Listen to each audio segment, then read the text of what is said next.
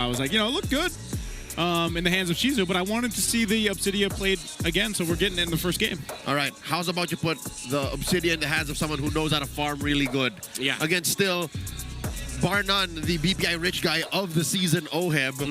Midnight, you talked about a 12-minute, 13-minute max stacks. Yeah. Return of bone shards status for Obsidia. What's the read for Oheb? I mean, this is TLPH. 9 or 10 minutes? Probably. They're going to be very aggressive in this game. Brock, and there goes the Sicilian. Expected the Sicilian. Yeah, TLPH.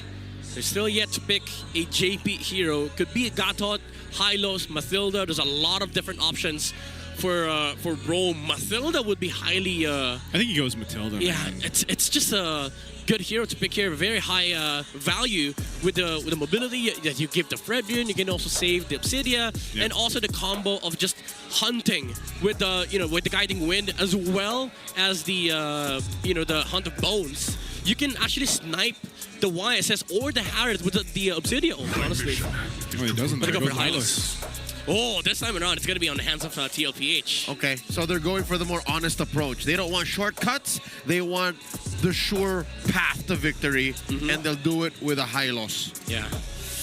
Really good draft coming out from both sides. Honestly, I think TLPH, they do have the capability of breaking Aurora's early game, and they have a good late game as well with the the Obsidia because of the matchups against the YSS and Harith. But mid game though, it's gonna hit different because this is still a YSS Harith draft that has a Lapu Lapu in it. They have a bypass against the Hylos, and it's a surefire way to go through the Obsidia. You know what? I'm all in for the mid to the late game. Aurora has something that Liquid checked them on. The wind of nature. No one can build it. Yes. Aurora does not have room in their economy to save themselves from the Obsidia. Yeah. This is literally Aurora versus Obsidia, honestly. Aurora versus Obsidia. Yeah. More accurately, Aurora versus Liquid. But Yes. I get it. Yeah. Ladies and gentlemen, welcome to game number 1. Welcome The to first Mobile Legends. Game, the first map in the epic rivalry in tonight's final broadcasted match. Aurora versus Liquid. And in 2 matches straight, we see Obsidia come out. She might actually be real. Joseph, if she wins this, is she real? She's real, man. She's from the void. She's gonna be real. Oh. It's the Good Abyss. Oh yeah, that's right. The abyss. This is Gaze's back at you. That's true. That. And wait, I'm just curious too. What was the? It was Assassin last time. It was Assassin, This right? is So very this is the different. quantum charge. This is Tenacity. With It's still Tenacity. Quantum Charge, but it has attack speed now. Got you. I'd say I like this more because you need a sustain on the Obsidia early game. Yeah. People usually go for Marksman or a Common Emblem in my rank games. And is it successful? Is it like? The Common Emblems one. The Common Emblems work? ones are actually decent. Yeah, that's what we're really looking at here. How this works in the hands of Oheb, Oh. but you can see this too. Oh, good Rampart. This is the thing about the Grok, man. We've seen him come out quite a few times, and it's Yeah. that Rampart that really. Whoa, Oh! whoa, no, Oheb could be in trouble already. Domin Kite taking a couple shots. Oh, Oh, he the gets the dodge. flicker, gives them a little, emote there too. So, hey, good battle here in the gold lane. Kel1 refuses to stand down. Does not want to miss out on any of these waves. Yeah. What's he looking for? What's he trying? I think he wanted to force out the Harriet out of the lane, but did not expect that the damage from the Synchro. I think he got hit by one Synchrovision in the center. One too much. Yeah. Yeah, one too much. But that's the beauty of like having a common emblem. You can actually fight it out. If he had the assassin emblem, this would have been over by this point. Yeah. Does Obsidia? I wonder, like, how's that actual matchup against the Harith? You lose early game, You lose the early game. you win late game. But then this is also Domin Kite. So the fight for the first turtle is going to break out. Carl TZ falls down. Demon Kite gets the turtle as well. JP is going to be next. Sanford falls. That's 3 down. A double for Demon Kite and the turtle. That's a little too much. Liquid's lineup showing its vulnerabilities this early on. They're too all in. Whoa, without their marksman, Oh, they're too all in. Sanford. Sanjay! Oh, can't get away from the Rampart. Oh my goodness, And now light. Carl TZ jumping to the fight, waiting for JP and the rest to get here. He praises Wrath already. They want to get him out of the jungle. Light will flicker out and survive. Edward, he sees Carl. Oh, and He'll what? actually flicker out, but he's going to go down took a little bit too aggressive in that mid-turn, but at least TLPH gets one. Better up on Jingjing than Yue. Yeah, dude, this Grok from Light, first time we saw it, there were a lot of questions, but now he's definitely swinging hard with those mighty swings, controlling the Fredrin in the middle of the team fight, and also the Rampart closing off the exit for Sanji. He's making a lot of moves for Aurora to once again gain control of the early game. So now we're seeing problems, right? Imagine if this was a Matilda, they would have had better mobility, Yes. better re-engage, but we're still looking for that payoff. What can the high loss bring that the Matilda could not? I mean, I guess in team fights, it would be more value, but right now they're suffering the consequences of just having this horse. They don't have the mobility, the extra regen. He does have the revitalize, however, but it does not matter against this kind of composition where they punish you if you're not able to move away from these fights, especially the Sicilian and the Grok. Yeah. That one fumble cost him almost 2,000 gold. Yeah, it's just one mighty swing play from the Grok that allowed Aurora to have this kind of lead. And now Demon Kite's farming his way up towards his first item, which is going to allow them to, again, have access to that mid-game momentum that they're going to look for. There's better value overall for Aurora. They make a beeline for this turtle. Spawning in the lower quarter. Oh, this is all Aurora. It's got Look at name the written lights. on it. Traction pulse already used. There's the glorious pathway. They're going to try to Whoa, get in my position. goodness. Put a big tech charge, able to knock up two.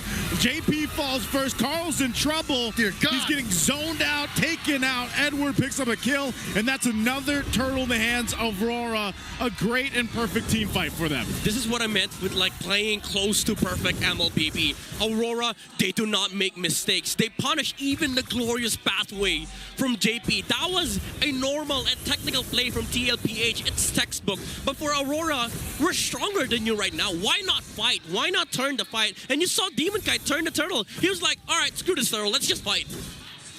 Liquid cannot respond to the clean and fundamentally sound MLBB. Look, he dropped the turtle. Light used his enhanced basic attack to single-handedly push back a Fredrin, which we used to think for the better part of 2 to 3 years was unbeatable in objective fights. Yep. Yeah, and they're going to go for UA. They get the flicker down, but again, it was just a great team fight when you break that turtle fight down, and they're going to go ahead and continue on to this lead that they have. Yeah. Again, this is just playing to the limits of the heroes, limits of composition even. And Light is just toying around the Fredrin of Mr. Carl Nepomuceno. This is the GOAT, by the way. Oh, JP could be in trouble here. He's going to get Mountain Shocker knocked in with the tech charge and a swing as well. JP is feeling it in this game one. That's 3 deaths now. And by it, you're talking about pressure. He's pressured. Aurora's lineup just has more on-demand crowd control. And because of that, as shown by the Infinix hand cam, Demon Kite doesn't have to insert too much pressure. Like, his farming is free. Yeah, this is just efficient movements coming out from Aurora. Pressure while getting farm, while also taking down these objectives, allowing their composition to just move around. Oh my God! Whoa! Deleted, 2 down, and they're going to go for a third. JP again, feeling the pressure here. Sanji under the turret.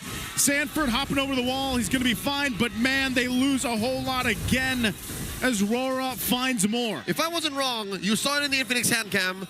The 3 members of Liquid were not visible. Yet still, Demon Kite walked up to that small camp and forced a fight on Carl and pushed the advantage. Yeah, again, the Rampart as well, sealing the exit from TLPH. This Grok is providing so much problems for TLPH. They can't move around the map. And this is the mid-game tempo we were talking about earlier. Once they've gotten the early game down, it's just a matter of, all right, we pick the fights. It doesn't matter where it is. If TLPH wants to brawl, we're going to force a 5v5 team fight. Gentlemen, that's an MVP KDA line for a roamer if I've ever seen one. 306. Yeah. Phenomenal, man. At 7 minutes.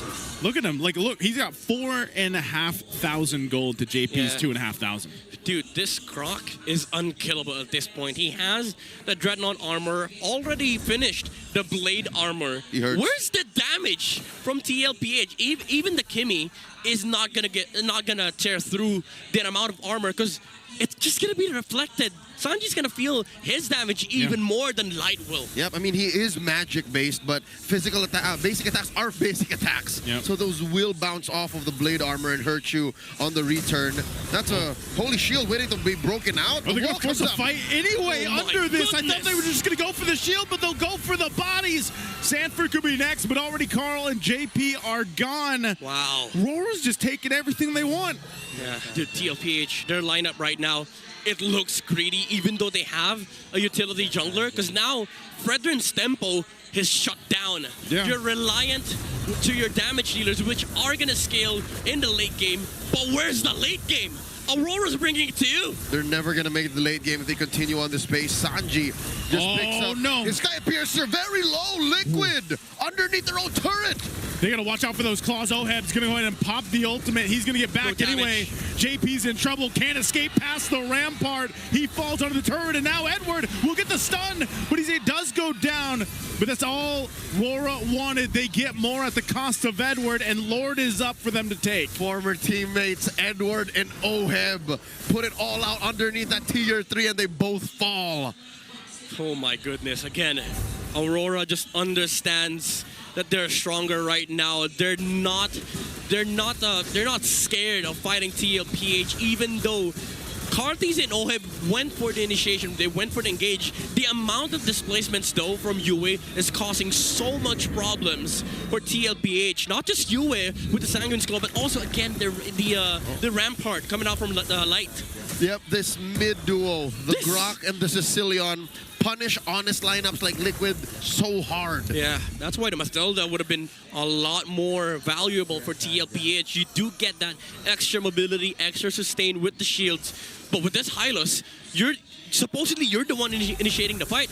But because of the gold difference, they can't even do that. Yeah, and what's unfortunate is when he tries to get away, it's a rampart in his face. You know, even under these turrets. Ouch. That's crazy. Yeah, so like, you know, how do you deal with that? You're looking at this 10 minutes into the game, 11,000 gold lead for Aurora now. These are the stacks for UA too. You can already see the bat impacts are hurting, but yeah, as you mentioned, at Midnight, it's the claws they're able to use plus the rampart combo that's really messing up. Oh my goodness. Even the defense here. So they're going to push them off the turret. Lord will go ahead and charge in. 100 Poe's already used. Oheb just disappears. Demon Kite gets another kill, 5-0 and 11. They're going to go take the turret down. TLPH might not be able to do anything but concede here in game 1. A massive lead and a tech charge from Light. Able to knock up 2, and they're still going to fight on. JP falls. Sanji and Sanford and Carl trying to do their best. Azama force drop down. Carl disappears. There's another one gone, and Sanji has to watch as game 1 goes dominantly to Aurora.